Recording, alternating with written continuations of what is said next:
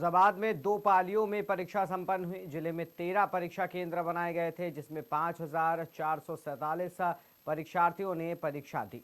DM और SSP ने duty में लगाए सभी सेक्टर मजिस्ट्रेटों और स्टैटिक पुलिस बलों को भी ध्यान में रखा। साथ ही साथ मुन्ना भाइयों पर भी कड़ी नजर रखी गई। साथ ही साथ जिलाधिकारी और वरिष्ठ पुलिस अधीक्षक भी जो है सख्त निर्देश दिए, जिसके बाद में सीसीटीवी कैमरों से सभी क्लासरूम की निगरानी भी पूरी तरीके से रखी गई।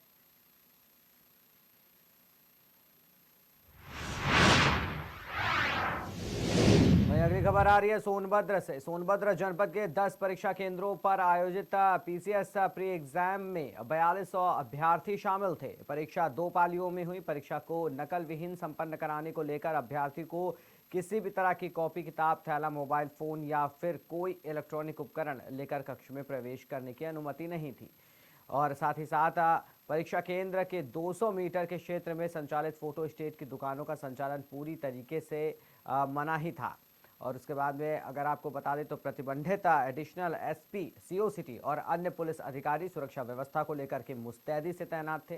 साथ ही साथ गड़बड़ी की आशंकाओं से बचने के लिए पीसीएस की प्रारंभिक परीक्षा को 2 बार स्थगित की जा चुकी है।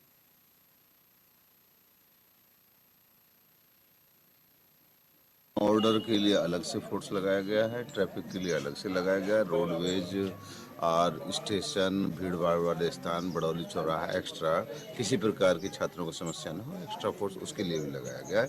और साथ में हमने जोनल सेक्टर पुलिस ऑफिसर्स भी एक्स्ट्रा लगाए, किसी प्रकार की कोई प्रॉब्लम किसी सेक्टर पर ना आए। जिले में कितने सेंटर बनाए गए हैं? 10 सेंटर्स हैं।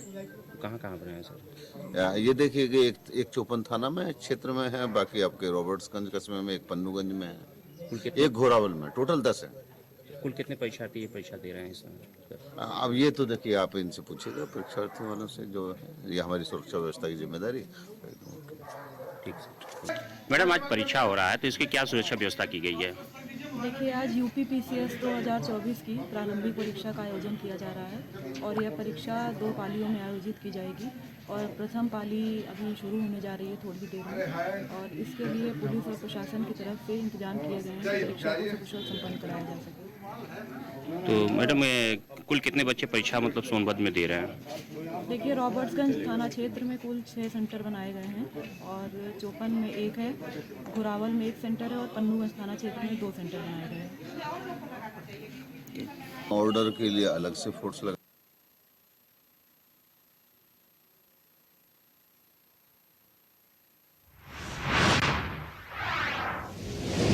सोनभद्र से जहां कोतवाली रॉबर्ट्सगंज क्षेत्र के अंतर्गत एक युवक द्वारा अपने भाई की कोतवाली में गुमशुदा की रिपोर्ट दर्ज कराई गई। बता दें, युवक का भाई अपने गांव के 2 साथियों के साथ तालाब पर मछली पकड़ने के लिए गया था। वहीं बताया जा रहा है कि युवक का उसके साथियों के साथ शराब के नशे में विवाद भी हुआ था, जिसके बाद से ही गुमशुदा युवक का कोई भी पता नहीं चल पा रहा था। पुलिस द्वारा काफ़ी खोजबीन की गई, जिसके बाद अगली सुबह युवक का शव गांव के भगवारी तालाब में तैरता हुआ बरामद हुआ। पुलिस ने शव को कब्जे में लेकर पंचायतनामा पर पोस्टमार्टम के लिए भेज दिया है और साथ ही साथ पुलिस आगे की कार्रवाई में जुट गई है।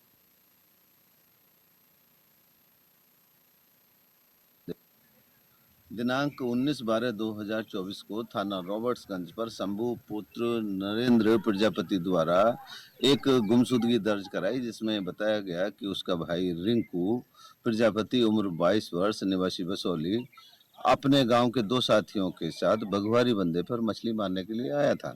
शाम के समय गांव के ही रामरक्ष बैगा के साथ उर्मोरा से शराब लेकर ग्राम बघवारी के रिंकू व शिव पूजन गौड़ के साथ गांव में ही शराब पी थी। शराब पीने के दौरान ही कुछ विवाद होना बताया गया है। पुलिस द्वारा काफी खोजबीन की गई थी परिजनों के साथ, ग्रामीणों के साथ, लेकिन रिंकू का पता नहीं चल सका। आज सुबह रिंकू प्रजापति का शव गांव के ही बघवारी के छोटे तालाब में उतराता हुआ मिला। पुलिस ने मौके पर जाकर सबको कब्जे में लेकर पंचायतनामा पोस्टमार्टम की कार्रवाई के लिए भेज दिया गया है। आवश्यक विधिक कार्रवाई की जा रही है। दिनांक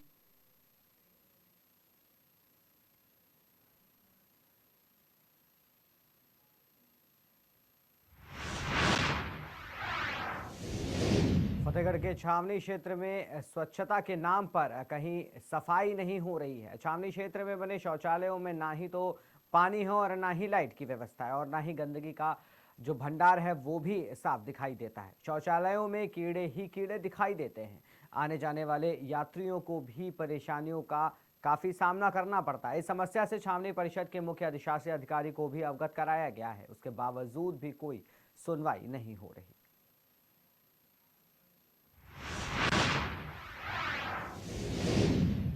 अगली खबर की ओर रुख करते हैं। खबर कन्नौज से आ रही है, जहां पर जनपद कन्नौज में पहली बार यूपी पीसीएस परीक्षा के 4 केंद्र बनाए गए थे। परीक्षाएं 2 पालियों में संपन्न कराई गई। कन्नौज प्रशासन ने विशेष तैयारियां कर चारों केंद्रों पर 4 स्टैटिक और 4 सेक्टर मजिस्ट्रेट तैनाती की और साथ ही 7 जिला अधिकारी कन्नौज पुलिस अधीक्षक ने परीक्षा केंद्रों का निरीक्षण भी किया।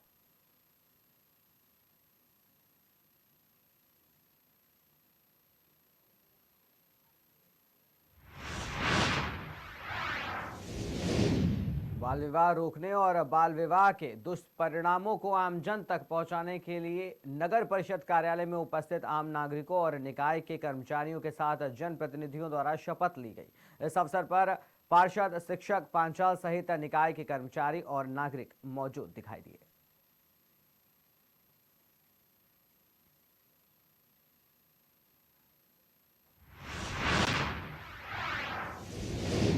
थाना चौपन क्षेत्र के अंतर्गत बग्गा नाला के पास शक्ति नगर वाराणसी मार्ग पर हड़कंप देखने को मिला। दरअसल आपको बता दें कि दर्शनार्थियों से भरी ट्रैवल बस दुर्घटना की शिकार हो गई। चौपन पुलिस ने तत्काल राहत बचाव कार्य शुरू किया और सभी दर्शनार्थियों को उतारकर रोड से सुरक्षित स्थान पर पहुंचाया। मिली जानकारी के अनुसार 45 के लगभग दर्शनार्थियों को अलग अलग जिले के प्रमुख स्थानों पर दर्शन करने के लिए निकाले गए थे। दर्शन के बाद जब बस बग्गा नाला के पास पहुंची, वैसे ही ब्रेकर पर गुजरी हाईवे ट्रक द्वारा अचानक ब्रेक लगाने की वजह से बस अनियंत्रित होकर हाईवे ट्रक से टकरा गई।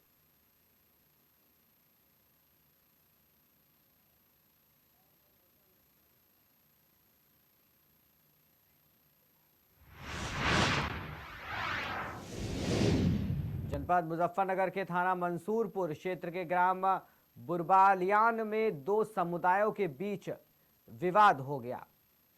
तो मुजफ्फरनगर से एक खबर आ रही है, जहां पर मंसूरपुर क्षेत्र के पूर्व बालियान में 2 समुदाय के बीच हुए विवाद के बाद गांव में शांति और एकता का संदेश देने के लिए सर्व समाज की एक महासभा फिर आयोजित की गई।